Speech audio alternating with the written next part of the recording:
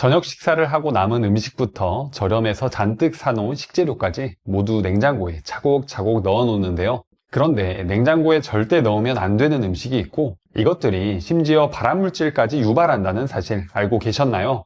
지금부터 노년 건강을 위해 어떤 음식들이 냉장고 보관 시 독이 되는지, 그리고 어떤 발암물질이 숨어 있는지에 대해 차근차근 살펴보겠습니다. 냉장고 속에 음식을 보관하면 마치 세균이 얼씬도 못할 것 같은 그런 안전한 느낌이 드는데요. 그래서 다양한 음식들을 냉장고 속으로 피신시킵니다. 만능이라고 생각이 드는 냉장고지만 사실 냉장고 속에 잘못 보관하면 오히려 독이 되는 경우가 있는데요. 지금부터 냉장고 보관에 주의하셔야 하는 음식들을 알아보겠습니다. 첫 번째는 바로 감자입니다. 감자를 냉장고에 넣어두면 싹이 잘 안 나서 냉장 보관하시는 분들 있으시죠? 그런데 감자를 냉장 보관했다가는 발암물질인 아크릴아마이드가 생겨날 수 있는데요. 감자에 함유된 녹말은 저온에서 당으로 전환되는 특징이 있습니다. 그래서 냉장고에 넣어두면 감자의 당도가 증가하는데요. 그런데 이렇게 당도가 올라간 감자를 120도 이상의 온도에서 굽거나 튀기는 경우 발암물질인 아크릴아마이드가 생기는데요. 당도가 올라간다고 해서 감자가 맛있어질 것 같다는 생각도 들겠지만 오히려 감자 특유의 식감도 사라지며 맛이 없어집니다. 이 아크릴아마이드는 특히 환경호르몬처럼 내분비를 교란시키기 때문에 섭취를 피해야 하는 성분 중 하나인데요. 그렇다면 감자를 어떻게 보관해야 할까요? 감자 보관법은 다들 아시다시피 약 7도에서 10도씨의 서늘하고 어두운 곳에서 보관하는 게 좋습니다. 상온 20도가 넘는 따뜻한 곳에 보관하면 싹이 빨리 트거나 쉽게 무를 수 있으니 조심하셔야 하는데요. 특히 싹이 튼 감자에는 솔라닌이라는 독성 물질이 생깁니다. 그래서 싹이 난 감자를 제대로 손질하지 않고 먹게 되면 식중독 증상을 유발할 수 있는데요. 감자의 싹이나 껍질을 도려낼 때는 최대한 깊숙이 도려내서 조리해서 드시면 안전합니다. 그렇다면 이런 궁금증이 생기시는 분들 계실 텐데요. 조리한 감자를 냉장고에 넣어두는 건 괜찮을까 하는 궁금증이 생기시죠? 이미 요리된 감자는 냉장고에 넣으셔도 아크릴아마이드가 생기지 않으니까 걱정하지 않으셔도 됩니다. 다만 감자 요리하실 때 튀김으로 요리하거나 갈색빛이 돌 정도로 높은 온도로 조리하시는 건 피하시고 찌거나 삶아서 드시는 게 아크릴아마이드를 피해서 안전하게 먹을 수 있습니다. 냉장고 보관에 주의하셔야 하는 음식 두 번째는 바로 견과류입니다. 요즘 견과류가 몸에 좋다고 널리 알려지면서 아몬드, 호두, 땅콩 등을 챙겨서 드시는 부모님들 많아지셨는데요. 그런데 잘못 보관한 견과류를 챙겨 먹었다간 오히려 발암물질을 잔뜩 먹는 거나 다름없다는 사실 알고 계셨나요? 그 이유는 견과류에서 잘 생기는 곰팡이 독소 아플라톡신 때문입니다.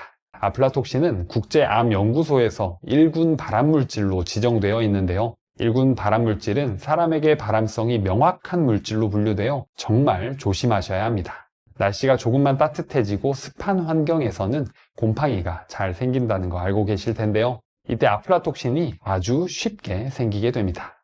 그래서 곰팡이를 방지하기 위해서 견과류를 냉장고에 넣어두시는 분들 많으실 텐데요. 일반적으로 곰팡이는 낮은 온도에서 활동이 줄기 때문에 냉장고에 넣어두면 효과가 있습니다. 그런데 냉장고에 여러 음식과 문을 열고 닫을 때 온도와 습도가 달라지면서 결로가 생기게 되고 이 습기가 곰팡이가 클 수 있는 좋은 환경이 되기도 하는데요. 그래서 냉장고에 넣어두실 때는 절대적으로 밀폐용기 또는 진공 포장을 해서 넣어두시는 게 중요합니다. 그렇다면 견과류 이외에 아플라톡신이 잘 생기는 음식들은 어떤 게 있을까요? 우선 옥수수, 쌀, 보리처럼 곡류는 특히 조심하셔야 합니다. 그리고 가루 형태로 보관하시면 습기를 흡수하기에 상대적으로 쉽기 때문에 더욱이 조심하셔야 하고요. 다음으로 콩, 팥, 녹두도 조심하셔야 합니다. 표면이 단단하기 때문에 곰팡이가 안 생길 거라고 생각하실 수 있지만 습기 앞에서는 장사가 없습니다. 또 말린 과일들도 조심하셔야 하는데요. 건조과일은 기본적으로 수분을 줄여서 오랫동안 보관이 가능하지만 생각보다 곰팡이에 취약한데요. 곶감을 예로 들면 겉에 하얀 가루가 천연 당분이라는 것은 모두가 알고 계실 텐데요. 그런데 이때 곰팡이가 생기면 하얀 가루와 잘 구분하지 못하고 먹을 수 있어서 유심히 살펴보는 게 중요합니다. 그리고 마지막으로 고춧가루인데요. 분말 형태의 향신료는 기본적으로 수분 함량이 거의 없기 때문에 안전하지만 보관을 잘못하면 금세 수분을 머금어 곰팡이가 생깁니다. 그렇다면 고춧가루는 어떻게 보관하는 게 가장 좋을까요? 혹시 지금 집에 봉지에 담긴 고춧가루가 방 안에 있다면 집중해 주세요. 고춧가루는 밀폐용기에 담아 냉장고에 보관하는 게 정석입니다. 경기보건환경연구원의 조사에 따르면 냉동 보관한 고춧가루는 8개월이 지난 후에도 미생물 오염 등 거의 변화가 없었다고 하네요. 냉장고 보관에 주의하셔야 하는 음식 세 번째는 바로 토마토입니다. 신맛으로 호불호가 있지만 건강에 특히 좋다고 알려지면서 토마토는 건강과일로 부모님들이 많이 찾고 있는데요. 그런데 토마토는 냉장고에 보관하면 안 되는 과일인 거 알고 계셨나요? 바로 냉해 현상 때문입니다. 토마토는 저온에서 보관하게 되면 냉해를 입어서 과육이 물러지고 퍽퍽해지는데요. 또 냉장고에 보관하게 되면 오히려 토마토 특유의 향과 맛이 떨어집니다. 왜 그럴까요? 토마토는 다 익어서 따는 게 아니라 수확 후에 스스로 에틸렌을 방출하며 후숙됩니다. 이때 10도에서 15도 사이의 온도에서 토마토가 가장 맛있어지는데요. 그런데 온도가 낮아지면 토마토가 후숙되는 여러 효소들이 제대로 일을 못하게 되고 부작용이 생기면서 과육이 무르거나 푸석해집니다. 또 영양학적으로 보면 토마토를 냉장고에 넣어 보관하면 토마토의 핵심 성분인 라이코펜이 축적되지 않아 영양소를 알차게 챙길 수도 없는데요. 그렇기 때문에 토마토는 햇볕을 피한 상온에서 충분히 후숙시켜서 먹기 전에 짧은 기간 동안만 냉장고에 넣어서 바로 섭취해 주시는 게 가장 좋습니다. 냉장고 보관에 주의하셔야 하는 음식 네 번째는 바로 고깃국입니다. 한국인이라면 식사에 국이 빠질 수 없는데요. 저녁에 국을 끓여서 식사를 하면 혹시 그날 끓였다는 생각에 그대로 가스레인지에 올려놓고 주무시진 않으신가요? 여러 가지 국이 있지만 그중 특히 고깃국은 주의하셔야 하는데요. 고깃국처럼 단백질 함량이 높고 국물로 인해서 산소가 상대적으로 적은 환경에서는 퍼프린젠스라는 식중독균이 증식하기 쉽습니다. 분명 곰탕을 펄펄 끓여서 먹었는데도 배탈이 나는 경우가 바로 이 식중독균 때문인데요. 퍼프린젠스 식중독균은 43도에서 47도씨 온도에서 가장 활발하게 성장하는 특징이 있습니다. 그래서 국을 분명 충분히 끓였지만 식는 과정에서 45도 전후의 온도에서 빠르게 증식하는데요. 그리고 국물 요리를 한 냄비 그대로 냉장고에 넣어서 식힌다고 해도 바깥쪽은 빨리 식지만 냄비 중심부 온도가 빨리 내려가지 않아서 결국엔 냉장고에 넣어도 식중독균의 증식 위험이 커집니다. 이렇게 생긴 균의 일부 독소는 열에도 강하기 때문에 다시 끓이더라도 없어지지 않을 수 있는데요. 그렇다면 어떻게 하는 게 좋을까요? 제일 먼저 조리 후 2시간 이내에 모든 국을 섭취하는 게 가장 좋은 방법입니다. 식품안전 지침에 따르면 조리 후에는 실온에서 2시간 이상 두지 말 것을 권장하는데요. 그런데 한국인이라면 사실 국을 한 끼에 해결하는 경우가 드물죠. 그렇기 때문에 식중독균이 생기지 않게 국을 빠르게 식히는 게 가장 중요합니다. 지금까지 국을 끓이고 냄비째로 냉장고에 넣어두셨던 분들 많으시죠? 앞으로는 그렇게 하지 마시고요. 한 끼씩 먹을 양으로 소분하면 그만큼 국도 빨리 식기 때문에 균이 번식할 시간도 줄어들게 됩니다. 냉장고에 보관하셨다가 다시 드실 때는 음식 내부까지 열이 전달되도록 충분히 끓여서 드시는 게 안전합니다. 혹시 상온에서 생각보다 오래 두었는데 냄새도 맛도 괜찮다고 생각되어 그냥 드실 수 있는데요. 아깝지만 상온에서 오래 두었을 땐 예방 차원에서 과감하게 버리시는 게 안전합니다. 냉장고 보관에 주의하셔야 하는 음식 다섯 번째는 바로 참기름과 올리브유입니다. 우리 음식에 고소함을 더해주는 참기름과 들기름, 그리고 요즘 지중해 식단으로 각광받고 있는 올리브유까지 여러 종류의 기름이 있는데 보관을 어떻게 해야 하는지 헷갈리시는 분 계실 텐데요. 기름마다 조금씩 성분이 달라서 보관법에 차이가 있습니다. 우선 참기름은요, 리그난이라는 항산화 물질이 풍부합니다. 이 성분이 강력한 항산화 효과를 지니고 있어서 기름의 산패를 늦춰주는데요. 그래서 참기름은 상온에 두더라도 다른 기름에 비해 상대적으로 산패가 덜 일어나기 때문에 안전합니다. 서늘하고 직사광선이 닿지 않는 곳에 두면 되고요. 이왕이면 어두운 갈색병, 녹색병에 보관하시는 게 좋습니다. 그래서 참기름 짜면 소주병에 넣어두는 게 딱 좋죠. 자, 그러면 참기름은 냉장고에 넣으면 어떻게 될까요? 기름이 부분적으로 굳거나 층분리가 될 수 있고 참기름의 트레이드 마크인 고소함이 줄어들 수 있습니다. 그러니까 상온에 두고 먹는 게 좋겠죠. 다음으로는 들기름인데요. 들기름은 오메가3 지방산 함량이 매우 높은데요. 그래서 들기름만 한 스푼씩 생으로 드시는 분들도 계시죠. 그런데 들기름은 참기름과 다르게 항산화 물질이 상대적으로 적어서 산패에 매우 취약한 기름입니다. 그래서 온도를 낮춰 보관하는 게 좋은데요. 특히 개봉한 경우에는 산패가 빨리 진행되기 때문에 1개월 이내로 빨리빨리 드시는 게 좋습니다. 그래서 들기름 같은 경우에는 한 번에 많이 짜서 드시기보다는 막 짠 들기름을 한 병씩만 사셔서 빨리빨리 드시고 새로 사서 드시는 게 좋겠죠. 여담으로 들기름에 참기름을 10에서 20% 정도 섞어주면 리그난 성분 덕분에 산패 억제 효과를 볼 수 있습니다. 그런데 이렇게까지 노력해서 오래 보관하기보다는 빨리 드시고 신선한 들기름 새로 사서 드시는 게 낫겠습니다. 다음으로 올리브유인데요. 올리브유도 주로 생으로 먹는 기름 중 하나입니다. 샐러드에 자연스럽게 뿌려 먹고 아침 공복에 드셔도 좋은 기름인데요. 올리브유는 올레산이 많아 산패가 더딘 기름 중 하나입니다. 그래서 상온에 그대로 보관하셔도 되는데요. 올리브유는 냉장고에 넣게 되면 지방산 일부가 결정화되면서 뿌옇게 변하거나 덩어리가 질 수 있습니다. 먹는 데는 문제가 없지만 올리브유를 먹기 위해 넣었다 뺐다 반복하면서 풍미가 떨어질 수 있으니까 그냥 상온에 두시는 게 좋겠죠. 혹시 나중에 기억하기 쉬우시라고 알려드리면 대부분 기름은 찬장에 올려두시죠. 찬장에 참기름, 올려두시죠에 올리브유. 이것은 찬장에 정말 두셔도 되는 기름이고 여기에 없는 들기름은 냉장고에 넣으시면 됩니다. 냉장고 보관에 주의하셔야 하는 음식 6번째는 바로 햄 같은 가공육입니다. 우리 부모님들 햄이나 소세지는 자주 안 드시죠. 그래서 이건 내 이야기가 아니다 라고 생각하실 수 있습니다. 그런데 훈제오리, 양념육 같은 육류 가공품은 한 번씩 드시는 일이 있으실 텐데요. 이런 육류를 가공할 때 쓰이는 니트로소아민이라는 물질이 있습니다. 주로 질산염, 아질산염이라는 발색제라고 성분 표기가 되어 있는데요. 그런데 이 물질이 우리 몸속에 들어가면 발암물질이 될 수 있다는 사실 알고 계셨나요? 이 성분들은 고기를 가공할 때 방부제, 발색제, 미생물 억제 목적으로 첨가되는데요. 그래서 우리가 오랜 기간 동안 보관하면서 먹을 수 있는 장점이 있습니다. 다만 가공육을 조리하면서 이 물질들이 니트로소아민을 형성하게 되는데요.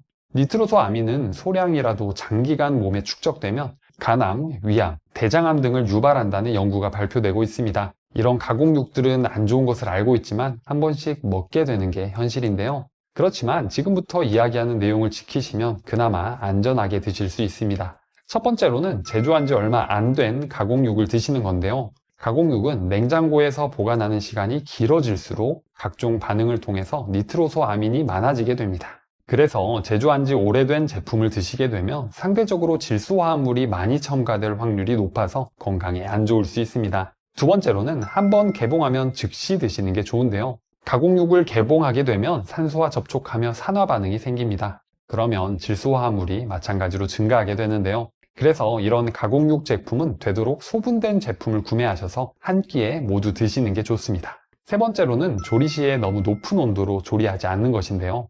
가공육의 경우 고온에서 오랫동안 굽거나 튀기면 니트로소아민이 더 늘어나게 됩니다. 그렇기 때문에 약불로 천천히 익히고 최대한 타지 않게 조리하는 게 중요합니다. 마지막으로는 채소와 과일을 함께 드시는 건데요. 이런 신선한 채소와 과일에 포함된 비타민과 폴리페놀 종류는 니트로소아민이 덜 생기게 해주는 효과가 있는데요. 그래서 간단하게 한 끼 식사로 가공육을 드시게 된다면 최대한 야채와 곁들이시는 게 건강에 좋습니다.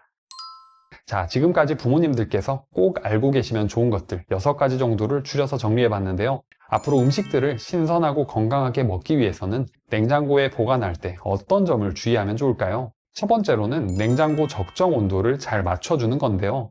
냉장고는 온도가 자동으로 설정되는 거 아니야? 라고 생각하실 수 있습니다.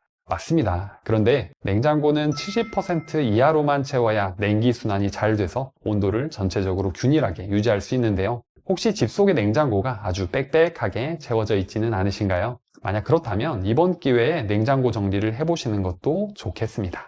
두 번째로는 음식물을 분리 보관하는 건데요. 냉장고는 채소 칸, 과일 칸, 계란 칸, 육류 칸 이렇게 여러 칸들이 분리되어 있습니다. 식재료들을 찾기 쉽게 정리하는 효과가 있지만 사실 이 칸들은 교차 오염을 방지하는 목적이 큰데요. 기본적으로 모든 식재료는 밀폐용기나 비닐팩에 넣어 2차 오염을 막는 게 위생상 가장 좋습니다. 육류나 생선의 경우 냉기가 가장 많이 도는 바닥칸에 두시고요. 익힌 육류나 생선의 경우 생고기와 섞이지 않게 위쪽에 보관하시는 게 좋습니다. 또 채소나 과일의 경우 서로 가깝게 닿아 있으면 빨리 무르거나 상할 수 있는데요. 특히 사과는 에틸렌 가스가 나와서 주변 식재료를 빨리 숙성시키는 효과를 볼 수 있으니까 따로 보관하시는 게 좋습니다. 세 번째로는 보관 용기인데요. 집에서 주로 쓰시는 용기는 스테인리스나 유리 용기, 플라스틱 용기 이렇게 세 종류를 쓰십니다. 스테인리스를 사용하면 냉장고 속의 냉장고라는 별명처럼 재료를 더 신선하게 보관할 수 있는 장점이 있습니다. 다만 전자레인지 사용이 안 되기 때문에 나물 반찬, 김치 같은 종류를 보관하기에 좋고요. 유리 용기는 전자레인지 사용이 가능하기 때문에 남은 국이나 고기 반찬을 담아 놓았다가 전자레인지로 데워서 드시기에 좋습니다. 다만 무게가 무겁기 때문에 손 아귀 힘이 많이 약해지신 어르신들은 유리 용기보다 플라스틱 용기 사용을 추천드립니다. 플라스틱 용기는 환경 호르몬인 비스페놀 A가 나올 수 있습니다. 그래서 이 비스페놀 A가 나오지 않는 BPA 프리 표시가 된 반찬통을 사용하시면 되는데요. 이 플라스틱 통은 전자레인지 사용에도 자유롭기 때문에 여러 반찬통으로 사용하기에 좋습니다. 요즘 대부분 반찬통으로 나온 플라스틱 용기는 BPA 프리 제품이 많지만 혹시 모르니까 구매하실 때 꼭 체크하시는 게 좋겠죠? 이어서 여러 종류의 플라스틱 보관 용기가 있는데요. 이것들을 전자레인지에 사용할 수 있는지 구별하는 방법이 담긴 내용부터 주방에서 우리 건강을 위협하는 여러 주방용품에 대해 알아보겠습니다. 그 전에 지금 듣고 계신 내용이 좋으시면 구독과 좋아요 그리고 주변 소중한 지인에게 공유해주세요. 건강을 생각해서 음식은 몸에 좋은 걸로 잘 챙겨 드시는데 일부 주방용품 때문에 정작 건강을 망치고 있다는 사실 알고 계셨나요? 매일 사용하는 주방용품들 중에 꼭 신경 써서 사용해야 하는 것들이 있습니다. 오늘은 우리 건강을 해치는 주방용품에 대해 차근차근 알아보고 어떻게 관리하고 사용해야 건강에 해롭지 않은지 한번 알아보겠습니다. 건강을 해치는 주방용품 첫 번째는 바로 나무 식기류입니다. 집에 나무로 된 도마, 주걱, 수저 세트, 튀김용 젓가락 하나쯤은 있으시죠? 나무라고 하면 친환경적인 이미지가 강해서 아무래도 거부감이 덜한데요. 그런데 이런 나무 식기를 잘 관리하지 않으면 나무 틈 사이에 세균이 왕창 번식하게 됩니다. 나무는 우리 눈에 보이지 않는 아주 작은 틈이 많은데요. 설거지를 한 후에 육안으로 보면 깨끗하게 보이지만 사실 그 틈 사이에 제거되지 않는 이물질이 아주 많습니다. 2020년 홍콩대 연구팀이 발표한 논문에 따르면 나무 목재의 표면에 미세한 구멍이나 틈이 있어 박테리아가 쉽게 침투한다고 밝혔는데요. 그리고 최근 홍콩 매체에서는 2013년 중국에서 나무젓가락을 교체하지 않고 장기간 사용하던 일가족 4명이 암에 걸려 숨졌다는 사례를 소개했습니다. 이 일가족의 사망 원인을 주방에서 사용하던 나무젓가락과 도마 등의 조리도구로 꼽았는데요. 그럼 나무 주방기구에 무슨 문제가 있었던 걸까요? 바로 여기에는 1급 발암물질인 아플라톡신이 발견되었고 전문가들은 이 물질이 원인일 것으로 추정했습니다. 실제 미국 FDA 자료에 따르면 아플라톡신뿐만 아니라 캄필로박터균과 같은 식중독 원인균이 관리가 잘 되지 않는 나무 도마의 틈 사이에서 길게는 며칠까지 생존하는 것으로 밝혀졌습니다. 한국 독성학회장은 젓가락 미세 구조를 살펴보면 여러 틈이 있고 유기물이다 보니 제대로 세척하지 않으면 아플라톡신이 번식할 수 있다고 밝혔는데요. 하지만 세척과 건조를 잘 하면 아플라톡신의 번식 위험이 크지 않다고 덧붙였습니다. 그렇다면 나무 식기류는 어떻게 세척하는 게 좋을까요? 나무 식기는 주방 세제로 세척하기보다는 미지근한 물에 베이킹소다를 풀어서 부드러운 스펀지로 씻어내는 게 좋은데요. 그런 다음 물에 식초를 조금 풀어 씻어낸 후 물로 여러 번 헹궈내면 됩니다. 이때 뜨거운 물을 사용해버리면 나무의 틈이 더 벌어지기 때문에 꼭 미지근한 물로 사용하는 것이 좋습니다. 그리고 스테인리스 주방기구가 아닌 이상 나무 식기류는 마모되는 식기류라는 걸 꼭 잊지 않으셔야 하는데요. 잘 세척하며 쓰시더라도 주기적으로 새 제품으로 교체해 주는 것이 가장 좋습니다. 건강을 해치는 주방용품 두 번째는 바로 수세미입니다. 여러분, 지금 집에 있는 수세미가 새 걸로 바꾼 지 일주일이 넘어간다면 이 내용 잘 들으셔야 합니다. 매일 식사 후에 나오는 설거지 때문에 하루도 빠짐없이 쓰는 게 바로 수세미인데요. 매일 쓰다 보니 대부분 물기를 머금고 축축하게 주방을 지키고 있는 경우가 많습니다. 이렇게 관리하지 않는 수세미에는 세균이 아주 드글드글한데요. 세계보건기구에서 식중독 등을 일으키는 황색 포도상구균이 가장 많은 가정도구 2위로 수세미를 꼽았습니다. 그리고 2022년에 독일 푸르트방겐 대학의 한 연구팀이 14개 가정에서 수세미를 수거하고 그 속에 얼마나 많은 미생물이 살고 있는지 확인해 봤는데요. 바로 대장균부터 살모넬라균, 비브리오, 헬리코박터 등, 그러니까 흔히 질병을 유발한다고 알려져 있는 대표적인 박테리아들이 주로 발견되었습니다. 우리가 대장균 이야기하면 화장실 변기를 주로 이야기하는데요. 제 생각에는 수세미를 들이밀면 변기와 비교도 못할 것 같습니다. 독일 연구팀이 수세미의 세균수를 측정해 보니까 1세제곱센티미터, 즉 새끼손톱 정도의 크기에서 나온 세균수가 무려 250억 마리에서 540억 마리가 있다고 합니다. 저렇게 세균 가득한 수세미로 설거지를 한다고 생각하면 정말 끔찍하죠. 수세미에 이렇게 많은 세균이 있어서 수세미 살균법에 대해 많은 정보가 알려지고 있습니다. 경기도 보건환경연구원에 따르면 수세미를 주방세제로 세척을 하면 99.64%의 균이 제거되고 물과 베이킹소다, 식초는 99.76%, 락스이석액은 99.99%, 마지막으로 전자레인지와 열탕소독은 100% 살균 효과를 가지고 있다고 밝혀졌는데요. 그런데 독일 연구팀에 따르면 실험에서 수거한 수세미들 중에 정기적으로 살균하는 수세미들도 있었다고 합니다. 그런데 살균을 했다고 세균이 현저히 적은 건 아니었다고 하는데요. 살균 소독하지 않았던 더러운 수세미보다 오히려 질병에 관련된 세균이 많을 때도 있었다고 합니다. 그러니까 매번 완벽하게 살균을 하지 않는 이상 세균 때문에 위험한 건 마찬가지라는 거죠. 그렇기 때문에 꼼꼼히 살균 세척하는데 시간과 노력을 들이는 것보다는 매주 한 번씩 수세미를 꼭 새 것으로 쓰시는 게 오히려 합리적이고 바람직하지 않을까요? 다이소나 동네 마트 보시면 수세미가 3개에 1,000원, 비싸면 2,000원 정도 합니다. 수세미 자주 바꿔야지 하고 수세미 사다 놓으시고 지금 한 개만 쭉 쓰고 계시진 않으신가요? 남은 수세미가 서랍에 분명 있으실 겁니다. 우리 집 주방 위생을 위해서 앞으로 매주 일요일 저녁에는 새 수세미로 설거지 하시는 건 어떠세요? 수세미를 고르실 때 한 가지 꿀팁이 있습니다. 수세미도 세균이 덜 생기는 수세미가 있는데요. 그물망처럼 되어 있는 수세미가 그나마 세균 오염에 덜 취약합니다. 왜냐하면 건조가 빨라서 세균 번식이 상대적으로 적게 일어나기 때문입니다. 반대로 스펀지형 수세미는 두꺼운 편이라 물기를 최대한 짠다고 하더라도 그 속에 남아있는 물기가 있을 수 있어 세균 오염에 취약한데요. 그러니까 용도별로 여러 수세미를 사용하시는 게 아니라면 되도록 그물망 수세미가 좋고, 평소에 설거지를 다 끝내고 세제로 오롯이 수세미를 한번 헹궈서 잘 말리고 매주 일요일 저녁 설거지 하실 때는 꼭 새 걸로 하시는 걸 추천드립니다. 건강을 해치는 주방용품 세 번째는 바로 플라스틱 용기입니다.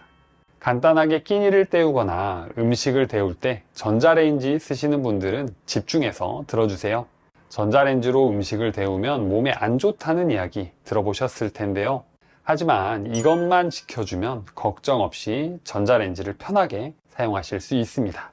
바로 플라스틱 제품에 기재된 숫자만 알아두시면 되는데요. 우선 기억하기 쉽게 유명한 요구르트 광고 이 오 아시죠? 아니면 등산 갈 때 챙겨 먹는 오이를 생각하고 숫자 2와 5를 기억하시면 됩니다. 2번은 바로 HDPE 고밀도 폴리에틸렌이라는 성분인데요. 70에서 100도씨의 높은 내열 온도를 지니고 있어서 전자레인지에서 사용이 가능합니다. 2번 플라스틱은 환경 호르몬이 검출되지 않는 무독성 플라스틱이라서 우리 어린아이들이 사용하는 장난감부터 젖병까지 안전과 관련된 대부분의 플라스틱 용기에 쓰입니다. 또 5번은 PP인 폴리프로필렌 성분인데요. 이것도 마찬가지로 121에서 165도씨의 내열 온도를 지니고 있어서 고온에서 사용해도 쉽게 변형이 되지 않아서 가장 안전한 플라스틱이라는 별명도 가지고 있습니다. 이 5번 플라스틱은 내열성이 좋은 특성 덕분에 의료 장비부터 의료 부품, 반찬통, 주방도구 등에 많이 쓰입니다. 자, 그렇다면 2번과 5번 이외의 플라스틱들은 어떨까요? 1번부터 7번까지 플라스틱들은 각각 용도에 맞게 다양한 제품에 쓰이는데요. 하지만 2번, 5번이 아니라면 열에 취약한 특징을 가지고 있어서 잘못했다가는 비스페놀 A라는 환경 호르몬이 나오게 됩니다. 이 비스페놀 A는 아주 조금만 노출되더라도 우리 몸에 아주 안 좋은 영향을 끼치는데요. 미국 국민건강영양조사에 따르면 비스페놀 A에 많이 노출된 사람일수록 심혈관 질환, 당뇨병, 간 기능 이상 등 여러 건강 문제가 생긴다고 밝혀졌습니다. 그래서 요즘에는 BPA 프리, 즉 비스페놀 A가 없는 환경 호르몬이 나오지 않는 플라스틱 용기가 많이 나오는데요. 반찬통으로 구매하실 때 될 수 있으면 BPA 프리 표시를 꼭 확인하시고 구매하시는 게 좋겠습니다. 그리고 요즘에 배달 음식을 많이 시켜 드시잖아요. 아마 대부분의 음식점에서는 2번과 5번 플라스틱 포장 용기를 사용할 겁니다. 하지만 간혹 원가 절감이나 안전 불감증으로 내열 플라스틱 용기를 이용하지 않는 식당이 있을 수 있으니까 꼭 숫자 2와 5를 확인해 보시고 숫자가 없다면 전자레인지 사용 가능하다는 표시가 있는지 확인하시는 게 좋겠습니다. 전자레인지에 돌릴 때 주의하셔야 하는 게 또 있는데요. 바로 컵라면입니다. 요즘에는 전자레인지에서 조리할 수 있는 컵라면들이 나오기 시작해서 마치 끓인 라면처럼 먹을 수 있는데요. 그런데 컵라면 중에서도 전자레인지 사용이 불가한 용기는 절대 전자레인지에 넣으시면 안 됩니다. 스티로폼처럼 보이는 컵라면 용기는 폴리스티렌이라는 재질인데요.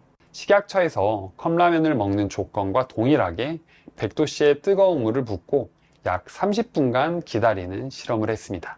그 결과 몸에 해로운 휘발성 물질은 검출되지 않았는데요. 그런데 이 폴리스티렌 용기를 전자레인지에 사용했을 때 용기의 변형이 일어나며 몸에 해로운 물질이 용출될 수 있어서 주의해야 한다고 강조했습니다. 정리하자면 제품 포장 용기에 안내된 대로 꼭 따라주시는 게 좋겠죠. 건강을 해치는 주방용품 네 번째는 바로 오래된 프라이팬입니다. 집에 코팅이 벗겨진 프라이팬 하나쯤 있으시죠? 온전하게 요리하실 때는 좋은 프라이팬 쓰시고 긁힐 만한 요리나 막 쓰는 용도로 벗겨진 프라이팬을 가끔 사용하실 텐데요. 그런데 이렇게 코팅이 벗겨진 프라이팬을 쓰시면 벗겨진 코팅제를 먹게 돼서 몸에 안 좋다고 알고 계신 분들이 많습니다. 그런데 사실은 코팅제가 아닌 알루미늄 때문에 안 좋은 건데요. 식약처에서 코팅 프라이팬 표면을 철수 세미로 벗겨내서 중금속 등 몸에 안 좋은 물질들이 얼마나 나오는지 확인해 봤습니다. 그 결과 의외로 납, 카드뮴, 비소 같은 중금속은 코팅이 벗겨지는 처음에만 미량 나왔고 그 이후에는 거의 검출되지 않았다고 합니다. 그런데 문제는 알루미늄 검출이 늘어났다고 하는데요. 이 알루미늄 섭취량이 많아지게 되면 우리 몸에 어떤 변화가 생길까요? 프랑스 국립보건의학연구소에서 알루미늄과 알츠하이머 같은 노인성 치매의 연관성에 대해서 연구를 했었는데요. 연구 결과 알루미늄 섭취량이 많은 노인은 그렇지 않은 노인보다 치매에 걸릴 위험이 2.26배 더 높은 것으로 나타났다고 합니다. 또 연구진은 알루미늄을 하루에 1mg 이상 매일 섭취하면 치매의 전 단계인 인지능력 장애가 올 수 있다고 이야기하는데요. 그렇다면 우리 일상에서 알루미늄을 섭취하는 다른 경로는 어떤 게 있을까요? 대표적으로 알루미늄 호일이 있는데요. 고기나 생선을 구울 때 알루미늄 호일을 깔고 쓰셨던 경험 있으시죠? 건강 문제가 대두되면서 예전보다는 많이 안 쓰게 되었지만 아직도 안전불감증으로 요리할 때 알루미늄 호일을 많이 쓰곤 합니다. 이 호일은 고열과 산성에 취약한 성질을 가지고 있는데요. 그래서 이 알루미늄이 음식으로 용출되어 우리 몸에 흡수될 수 있고 이게 우리 몸에 누적되어 아까 말씀드린 치매 그리고 골다공증 같은 질병을 유발할 수 있습니다. 그러니까 혹시라도 막 쓰는 용도로 코팅 벗겨진 프라이팬 남겨두신 우리 부모님들은 건강을 위해 과감하게 버리시고 코팅이 벗겨지지 않은 프라이팬을 사용하시는 게 좋겠죠. 건강을 해치는 주방용품 5번째는 바로 멜라민 수지 주방용품입니다. 집안에 있는 식기구 중에 매끈하고 단단한 표면, 그리고 도자기와 비슷한 촉감의 그릇이 있으신가요? 그릇뿐만 아니라 주걱과 국자도 멜라민 수지로 만들어진 것들이 많은데요. 이 멜라민 수지 주방용품은 멜라민과 포름알데하이드를 중합해서 만든 열경화성 플라스틱입니다. 플라스틱 중에서는 비교적 안정적인 재질이라 열을 직접적으로 받는 식기류에 많이 쓰이는데요. 그런데 식약처에서 이 멜라민 식기를 사용할 때 꼭 주의해야 하는 점 3가지를 강조하고 있습니다. 첫 번째로는 사용 온도를 지키는 것인데요. 멜라민 주방용품은 내열 온도가 110에서 120도 이하에서 사용한 경우 안전한 것으로 알려져 있습니다. 그런데 내열 온도가 높다고 하여 고온으로 가열하거나 고온에 기름진 음식을 담거나 식초 같은 산성 음식을 반복적으로 담아서 그릇에 미세한 손상이 생기면 이야기가 달라지는데요. 금이 가거나 균열이 생길 경우 멜라민과 포름알데하이드가 용출될 수 있어 건강에 안 좋은 영향을 끼치게 됩니다. 두 번째로는 전자레인지 사용을 하시면 안 되는데요. 멜라민 수지는 전자레인지의 고주파에 의해서 가열되면 파손될 우려가 있습니다. 혹시 갈색으로 변하고 식기가 갈라진 것들을 종종 식당에서 보실 수 있는데요. 이게 바로 열 때문에 변형된 모습들입니다. 식당에서 혹시 이런 식기가 앞에 있다면 다른 식기로 바꿔달라 하신 후 식사하세요. 세 번째로 자외선 소독기에서 오랫동안 방치하시면 안 됩니다. 자외선이 강한 환경에서는 멜라민 용기가 변색되거나 균열이 생길 수 있는데요. 따라서 가급적 자외선 소독 시 3시간 이내로 짧게 하시는 게 좋고, 변색이 된 제품은 사용하지 않는 것이 좋습니다. 오늘 내용이 좋으셨다면 구독과 좋아요를 꼭 눌러주세요. 앞으로 알찬 건강 정보를 꾸준히 시청할 수 있습니다.